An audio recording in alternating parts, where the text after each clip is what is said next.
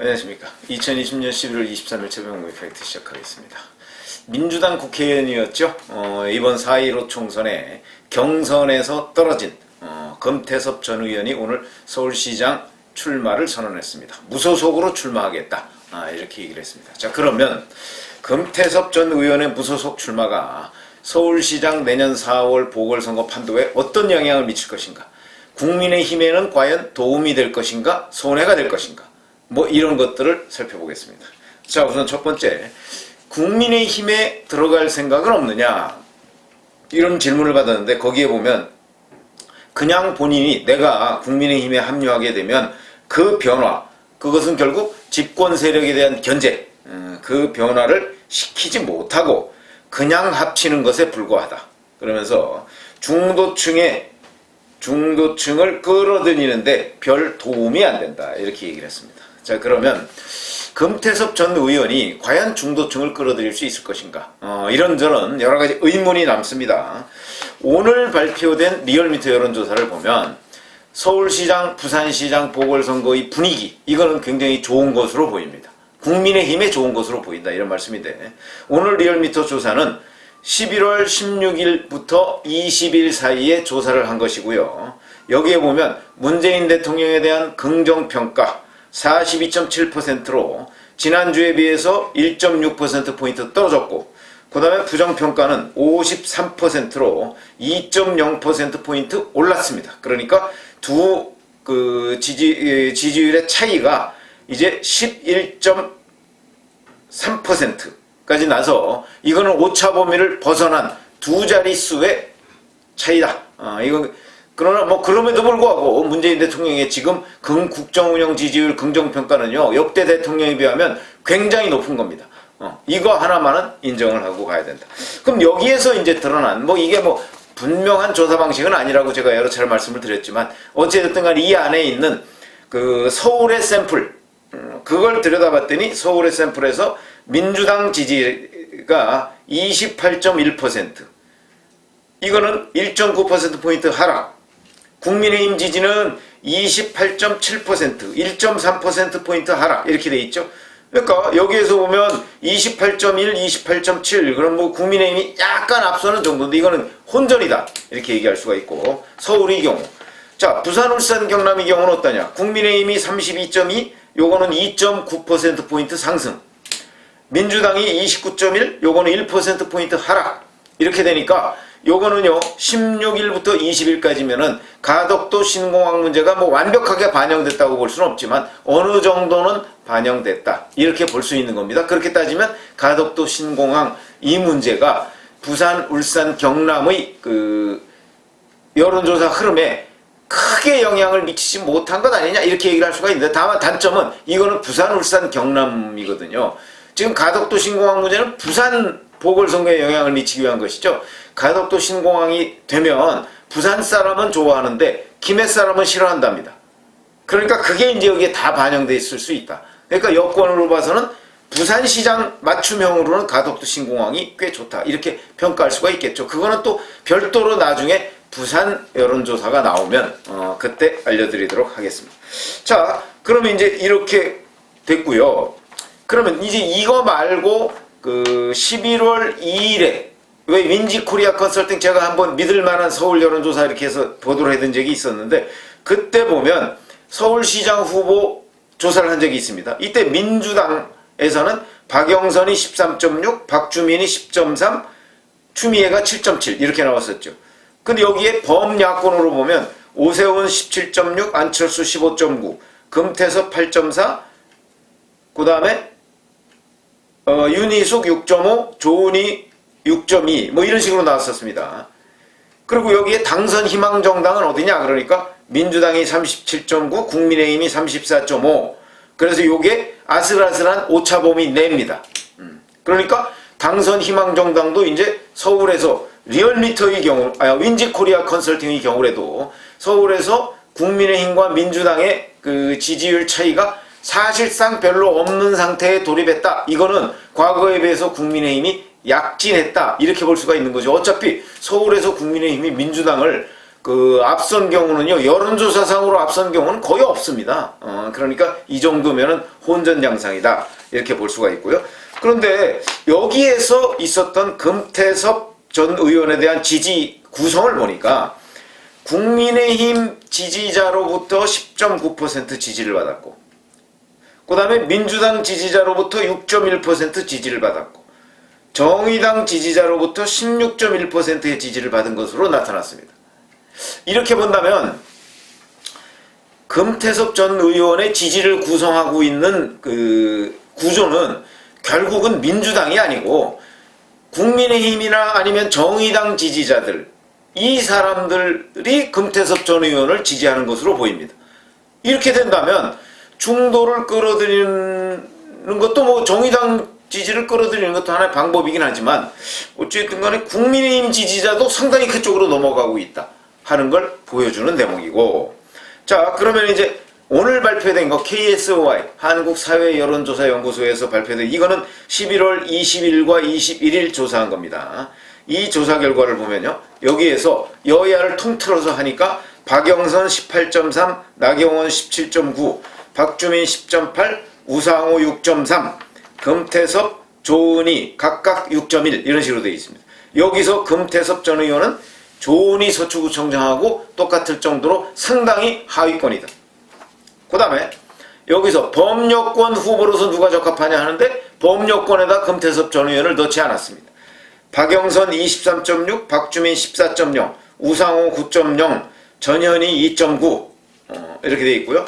그 다음에 범야권 후보로 누가 적합하냐 했을 때 나경원 20.2, 조은희 11.4, 금태섭 9.5, 이혜훈 7.95, 윤희숙 7.6 이렇게 되어 있습니다. 자, 여기에서 특징적인 거, 이 KSOI 여론조사에서 추미애 법무부 장관은 빠졌습니다.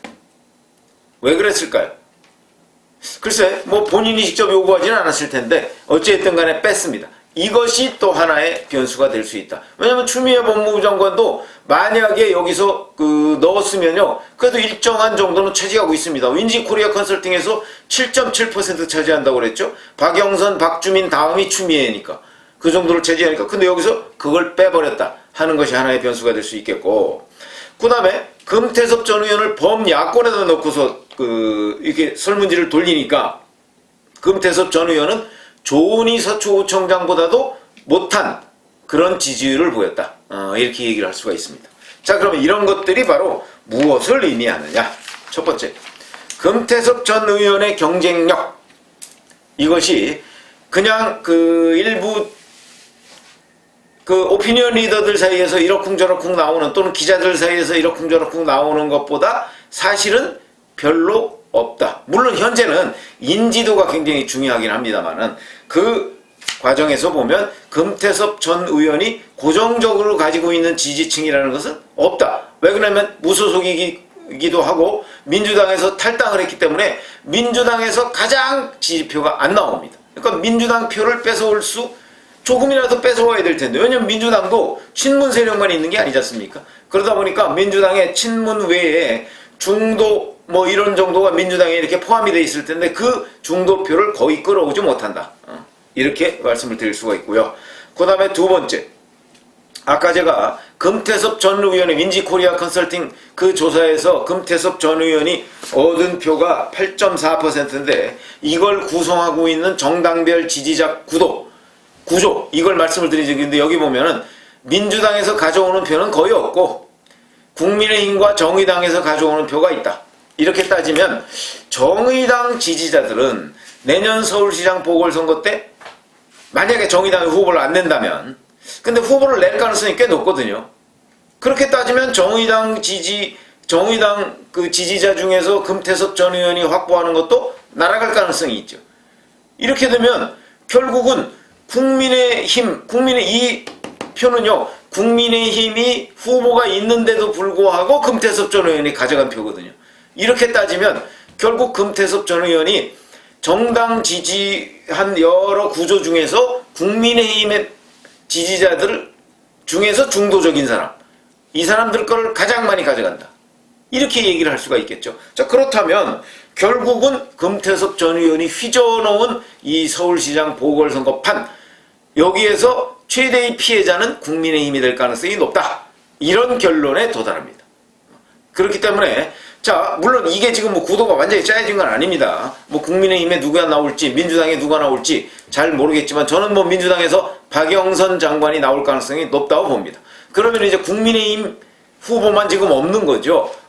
현재까지 확정이 되지 않은 건데 이런 상황에서 금태섭 전 의원이 휘저어놓은 이 판의 가장 피해자는 국민의힘이 될 가능성이 매우 높다 하는 말씀을 드리고요. 그러면 지금까지 제가 왜 서울에서 여론조사 결과를 알려드리면 국민의힘과 민주당이 지금 혼전 양상이다 이렇게 말씀을 드렸지 않습니까? 이것도 국민의힘으로서는 굉장히 고무적인 현상인데 그거를 금태섭 전 의원이 와서 또 휘저으니까 국민의힘에 또 조금 불리해졌다.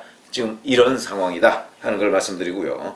자, 그러면 이제 2011년에 박원순 변호사하고 안철수라는 사람하고 결국은 안철수라는 사람이 지지율이 훨씬 높은데도 불구하고 박원순 변호사를 손을 들어줌으로써 박원순 변호사가 당선이 됐고 그 당시에 박원순 변호사가 무소속이지만 민주당 쪽하고 후보 단일화를 통해서 자기로 단일화를 했지 않습니까? 그렇기 때문에 제가 보건대는 금태섭 전 의원과 국민의힘도 이런 식으로든 어떤 식으로든 간에 거기에서 뭔가 단일 후보를 만들려는 노력 이게 있어야 되겠다. 그게 없을 경우에는 지금 현재보다도 국민의힘이 더 불리해진다. 이런 말씀을 드리는 겁니다. 그러니까 금태섭 전 의원이 뛰어들면서 금태섭 전 의원이 뛰어들기 전에는 국민의힘과 민주당 후보 간에 팽팽했는데 그런데 사실상 팽팽했죠. 오차범위 내니까. 근데 금태섭 전 의원이 뛰어들면서 국민의힘 후보에 조금 더 불리해졌다. 물론 앞으로도 변수가 있습니다만 앞으로 뭐 5개월 정도 있는 거 아니겠습니까? 그렇지만 여하튼 이 판 현재 이 시점에서 그렇다는 거죠. 그렇기 때문에 자 앞으로 그러면 국민의힘의 후보가 확정되고 민주당 후보가 확정되고 나서 그러면 금태섭 전 의원과 해서 아마도 뭐 3파전 내지는 2강 1중 뭐 이 정도 될 가능성이 있거든요. 2강 1중이라는 건 정당 후보가 2강이 되고 금태섭 전 의원이 1중이 될 가능성이 매우 높은데 자 그렇게 될 경우에는 금태섭 전 의원이 결국은 국민의힘 표를 더 많이 가져갈 것이기 때문에 그렇다면 국민의힘으로서는 여기에서 금태섭 전 의원을 어떤 식으로든 끌어들여서 뭐 입당을 시키든가 아니면 단일화를 하든가 뭐 그 2011년 민주당 박원순 사이에 벌어진 그런 일처럼 이런 이벤트를 벌이지 않으면 더 불리해진다. 이런 얘기가 됩니다. 그래서 금태섭 전 의원의 무소속 출마 오늘 뭐 방송에 나와서 얘기를 했습니다만은 이 문제를 보는 뭐 민주당으로서는 오히려 홀가분해졌죠. 아 이제 어차피 탈당한 사람이니까 그냥 무자비하게 공격하면 되는 것이고 흠집을 내면 되는 것이고 벌써부터 그 아들들한테 뭐 증여세를 냈다고 하는데도 불구하고 그걸 이제 뭐 이른바 금수저론으로 지금 공격하고 있습니다. 그러니까 민주당은 지금부터 타겟이 분명하죠.